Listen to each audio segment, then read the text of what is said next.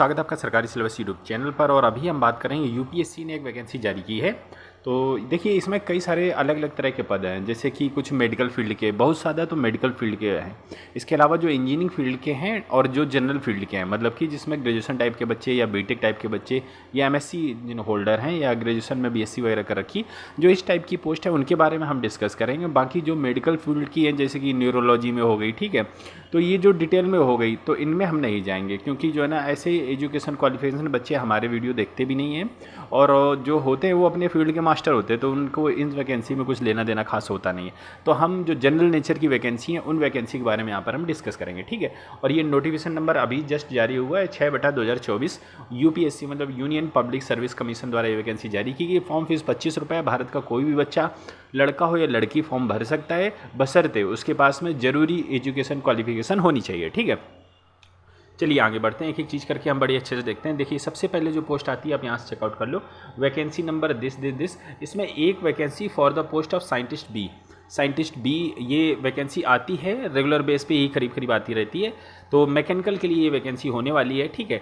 और जो ना ये किस डिपार्टमेंट में रहेगा आप यहाँ से ये भी चेकआउट कर सकते हो। देखिए आपकी जो वैकेंसी है department of consumer affairs, ministry of consumer affairs, food and public distribution के अंतर्गत आपको जो है रिक्रूट किया जाएगा। इसी में आपको काम करना रहेगा, ठीक है। यूपीएससी आपको रिक्रूट करेगी, ठीक है। और आगे देख लेते हैं, आगे बढ़ने की श्रृंखला में जो एक वैकेंसी है वो भी एक वैकेंसी एसटी के लिए है। तो जनरल वाले इसमें फॉर्म नहीं भरो इस पद के लिए, क्योंकि आपके लिए कोई वैकेंसी नहीं है। पे स्केल 10 लेवल का है, ठीक है। उम्र सीमा 40 साल फॉर एसटी। तो आप यहाँ समझ सकते हैं, डायरेक्ट इन्होंने अनरिजर्व ओबीसी कुछ लिखा भी नहीं, डायरेक्ट एसटी के लिए लिख दिया, ठीक है। तो ये आप समझ सकते हैं। इसमें क्या है कि आपके पास में मास्टर डिग्री होना अनिवार्य है, master degree in physics from किसी भी यूनिवर्सिटी से, और आपके साल में 1 साल का प्रैक्टिकल एक्सपीरियंस होना जरूरी है, तब आप इसमें फॉर्म भर सकते हो। या आपके पास में बीटेक वगैरह है तो आप इसमें फॉर्म भर सकते हो, और उसके साथ में बीटेक के साथ में 2 साल का आपके पास में एक्सपीरियंस मांगा गया है। तो ये चीज़ कुछ जरूरी थी, इसके बारे में हमने देख ली, ठीक है। अब हम आगे देख लेते हैं जो आपके लिए ज़रूरी हो सकती है वैकेंसी। देखिए सारी वैकेंसी के बारे में हम नहीं देखेंगे, ये मैंने आपको पहले बता दिया, तो हम जस्ट स्क्रॉल कर दे रहे हैं। ऑलरेडी मैं इन सब के गो थ्रू हो रखा हूँ, तो ये जनरल नेचर की वैकेंसी नहीं है, और जो जनरल नेचर की है मैंने उनको अलग से आपके लिए मार्क करके रखा है कि आपका टाइम वेस्ट ना हो। देखिए ये 37 पेज का नोटिफिकेशन, अगर आप एक एक करके इनको पढ़ेंगे तो आपका बहुत ज़्यादा समय चला जाएगा। अब देखो, अब इसमें जो वैकेंसी आप यहाँ से भी चेकआउट कर सकते हो, वैकेंसी का नंबर ये है, ये ग्रीन है, और ग्रीन से तो मज़ा नहीं आएगा, इसमें हम रेड ले लेते हैं, ठीक है।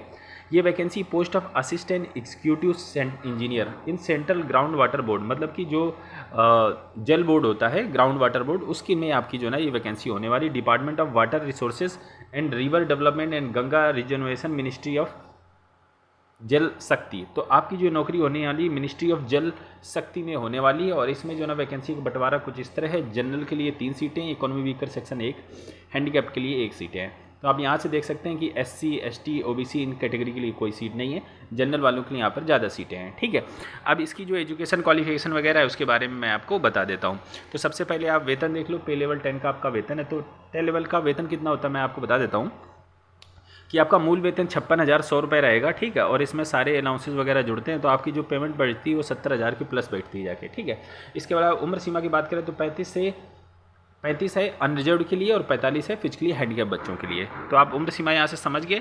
एजुकेशन क्वालिफिकेशन की हम बात कर लेते हैं, तो आपके पास में होनी चाहिए बैचलर डिग्री। बैचलर डिग्री किस में होनी चाहिए? ड्रिलिंग और माइनिंग और मैकेनिकल और इलेक्ट्रिकल और सिविल इंजीनियरिंग और एग्रीकल्चर इंजीनियरिंग और पेट्रोलियम टेक्नोलॉजी, इनसे किसी में से आपके पास में अगर बैचलर डिग्री है तो आप इसमें फॉर्म भर सकते हो। बट आपके साल में 2 साल का एक्सपीरियंस होना भी आपके पास में अनिवार्य है। बात समझ गए आप, ठीक है। तो ये इंपॉर्टेंट चीज़ थी। अब इसमें बहुत सारे बच्चे जो जिनके पास में डिग्री हैं, बीटेक होल्डर्स हैं, ऐसे बच्चे इसमें फॉर्म भर पाएंगे, ठीक है। देखिए वैकेंसी यूपीएससी बहुत ज़्यादा नहीं निकालता भैया। जब आईएएस की वैकेंसी आती है तो 100 वैकेंसी होती है, ठीक है। 1000 टोटल रहती है, आईएएस 100 ही बनते हैं। तो जब साल में इतनी आईएएस दुनिया जानती है, और जो है ना ये यूपीएससी कभी कभी, देखिए यूपीएससी जो भी भर्ती निकालती है A1 क्लास की रहती है। पे लेवल 10 का वेतन है, क्लास 1 के आप अधिकारी रहने वाले हो, सारी सुख सुविधाएँ, गाड़ी बंगला, दुनियादारी सब मिलेंगी आपको, ठीक है। और देखिए इसके अगली जो वैकेंसी उसके बारे में देखिए, इसमें देखिए 8 वैकेंसी हैं। 10वें नंबर पे देखिए total 8 vacancies for the post of scientist B. ये भी साइंटिस्ट बी की भर्ती है। इसमें क्या है कि सिविल इंजीनियरिंग से आप यहाँ से देख सकते हो, साइंटिस्ट बनेंगे सिविल इंजीनियरिंग, ठीक है। किस में रहोगे? Central soil and material research station new Delhi में आपकी जो है ना पोस्टिंग रहेगी। तो आपका मोस्टली जो है ना न्यू दिल्ली में आपका जो है ना काम ये रहने वाला है। और ये जो भर्ती ये भी मिनिस्ट्री ऑफ जल शक्ति के अंतर्गत आपकी होने वाली है, जो गंगा वाली रिवर डेवलपमेंट एंड गंगा रिजोन्युएशन वाली में, ठीक है। आगे देख लेते हैं। इसमें देखो SC/ST वालों के लिए भी सीटें आप यहाँ से चेकआउट कर लो। 5 अनरिजर्व्ड के लिए, SC के लिए 2, ST के लिए 1 सीटें हैं। तो इस तरह आप जो है ना यहाँ पर चेकआउट कर सकते हो। पे स्केल की बात करें 10 रहेगा, अनरिजर्व्ड के लिए 35 साल और SC/ST वाले 40 साल तक इसमें फॉर्म भर सकते हैं। इसमें देखो कुछ खास दिक्कत बात नहीं, इसमें सब मोस्टली फॉर्म भरेंगे। बैचलर डिग्री होनी चाहिए सिविल इंजीनियरिंग से, ठीक है, आप इसमें फॉर्म भर सकते हो। और आपके पास में 3 साल का एक्सपीरियंस भी होना चाहिए सिविल इंजीनियरिंग में। देखिए इसीलिए तो मैं कहता हूँ आपने ITI किया, डिप्लोमा किया, BTech किया है, कोई भी इंजीनियरिंग टाइप की डिग्री ली, अब उसके बाद ज़रूर काम करो। अब जो प्राइवेट कंपनी आपको, लिमिटेड कंपनी या PSUs या जो भी मिले, आप उसमें जाके काम करो। आपने मान लो कहीं 3 साल का काम कर लिया तो आप UPSC के लायक हो गया। अब इसमें देखो हर कोई बच्चा BTech जो करके निकला वो डायरेक्ट इसमें फॉर्म नहीं डाल सकता, कितनी भी तैयारी आपने क्यों ना की हो, ठीक है। तो जब वो बच्चा फॉर्म नहीं डाल सकता, इसमें वही जिन्होंने काम कर रखा ऑलरेडी 3 साल का, और हो सकता है कि जिन्होंने ऑलरेडी 3 साल फंसे हुए हों, ठीक है, इधर उधर उन्होंने काम किया, उनको ये वैकेंसी ध्यान में ही ना आए कि साइंटिस्ट बी की भी कोई भर्ती रहती है और UPSC निकालती, क्लास 1 का अधिकारी बनता है। आप IAS एग्जाम भले निकाले, इस एग्जाम के थ्रू आप जाके उसमें सेलेक्ट हो सकते हो। बढ़िया, सब सुख सुविधाएं रहेंगी आपकी, ठीक है। आगे देख लेते हैं जो जरूरी चीज़ें हैं उनके बारे में हम डिस्कस कर लेते हैं। आगे वैकेंसी की तरफ अगर बढ़े तो अगली वैकेंसी 11 नंबर पर देखेंगे आप, यहाँ से देखिए, ठीक है। 3 vacancy for the post of scientist B. अब इसमें इलेक्ट्रॉनिक्स वाले हो गए, इलेक्ट्रॉनिक्स या इंस्ट्रूमेशन वाले इसमें फॉर्म भर सकते हैं। डिपार्टमेंट आपका वही है, मिनिस्ट्री ऑफ जल शक्ति में आपकी होने वाली है। कैटेगरी वाइज आप देख लो तो आप यहाँ से देख सकते हो 3 वैकेंसी, इकोनॉमी वीकर सेक्शन की 1, OBC की 1, SC की 1, फिजिकली हैंडिकैप्ड की 1 सीट है, ठीक है। तो इस तरह सीटों का बंटवारा है। रिजर्वेशन मैंने आपको बता दिया। पे लेवल 10 का वेतन आपको मिलेगा 35 साल EWS के लिए, 38 साल OBC के लिए इसमें सीटें रखी गई हैं, ठीक है। SC के लिए आपकी 40 साल उम्र है और 45 साल आपकी फिजिकली हैंडिकैप के लिए उम्र है। एजुकेशन की अगर हम बात करें तो आपके पास में बैचलर डिग्री होनी चाहिए इलेक्ट्रॉनिक्स में या फिर इंस्ट्रूमेशन में आपके पास में होनी चाहिए। एक्सपीरियंस आपको हैविंग लास्ट 3 ईयर्स आपका एक्सपीरियंस रिक्वायर्ड है, आपके ही ब्रांच में आपके पास में एक्सपीरियंस होना चाहिए, ठीक है।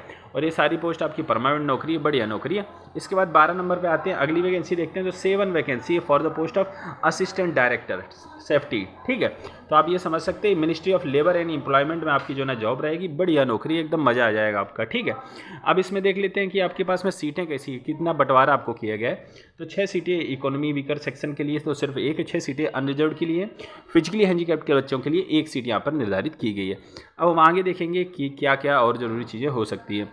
उम्र सीमा की बात करें तो 35 साल अनरिजर्व के लिए, 45 साल फिजिकली हैंडीकैप बच्चे के लिए रखी गई हैं। अब जैसा कि इसमें था, बैचलर डिग्री आपके पास में होनी चाहिए मैकेनिकल या फिर इलेक्ट्रिकल या केमिकल या मरीन में या प्रोडक्शन में या इंडस्ट्रियल में या इंस्ट्रूमेशन में या सिविल इंजीनियरिंग में या आर्किटेक्चर में या टेक्सटाइल केमिस्ट्री में या फिर टेक्सटाइल टेक्नोलॉजी में या फिर कंप्यूटर साइंस में या इलेक्ट्रॉनिक्स एंड कम्युनिकेशन में। तो इसमें मतलब ये हुआ कि बहुत सारे बच्चे इसमें फॉर्म भर सकते हैं, ठीक है। तो इसमें वैकेंसी भी थोड़ी ठीक थी, आप इसमें ज़रूर फॉर्म भरो, ठीक है।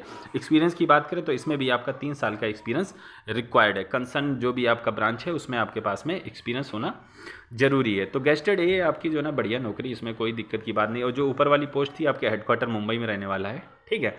तो ये कुछ ज़रूरी चीज़ें थी जो वैकेंसी साइंटिस्ट बी के तहत थी, जो बीटेक वगैरह इसमें अप्लाई कर सकते हैं, उनके बारे में हमने देखा। बाकी मेडिकल फील्ड की नौकरी थी, अगर आप मेडिकल फील्ड से कंसर्न रखते हो तो आप जाके उसकी अच्छे से PDF वगैरह पढ़ सकते हो, ठीक है। और जो बच्चे अभी बीटेक कर रहे हैं तो कम से कम उनके लिए एक सलाह है, वो अपने दिमाग में एक चीज़ फिट कर रख सकते हैं कि भाई जैसे बीटेक करो या डिप्लोमा करो, जो भी करो, आप जो है ना नौकरी कहीं ना कहीं करो, ठीक है। आपको एक्सपीरियंस गेन होगा और फिर आप UPSC इस तरह की वैकेंसी निकालता है जिसमें आप जो है ना एक्सपीरियंस के साथ में बीटेक होल्डर अप्लाई कर सकते हो। कंपटीशन कम होगा, बढ़िया नौकरी है, ठीक है। फॉर्म की बात करें तो आपके फॉर्म 23 तारीख से चालू हो गए, 11 नहीं आपकी 12 अप्रैल आपका अंतिम तिथि रहेगा। 25 रुपये फॉर्म फीस है, कोई दिक्कत की बात नहीं।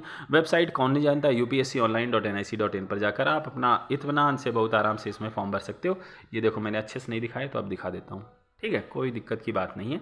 अब देख लेते हैं जो जरूरी चीज़ें हैं, बस उनको डिस्कस करेंगे। भारत का कोई भी बच्चा, नेपाल भूटान वाले भी इसमें फॉर्म भर सकते हैं।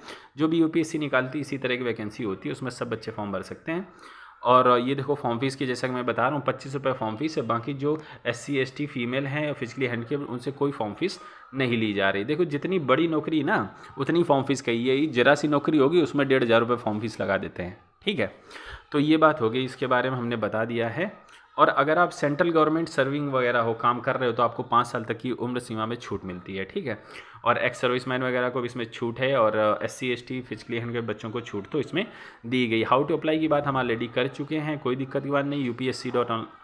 upsc.nic.in पर जाकर जो है ना आप अपना ऑनलाइन एप्लीकेशन भर सकते हो, या upsconline.nic.in पर जाकर अपना एप्लीकेशन भर सकते हो, या upsc.government.in पर जाकर आप अपना ऑनलाइन एप्लीकेशन भर सकते हो। ठीक है, ये रिक्रूटमेंट भी जाकर आप इस वेबसाइट पर /recruitment जाके चेकआउट कर सकते हो। फिलहाल इस छोटे से वीडियो में इतना ही रखना चाहेंगे।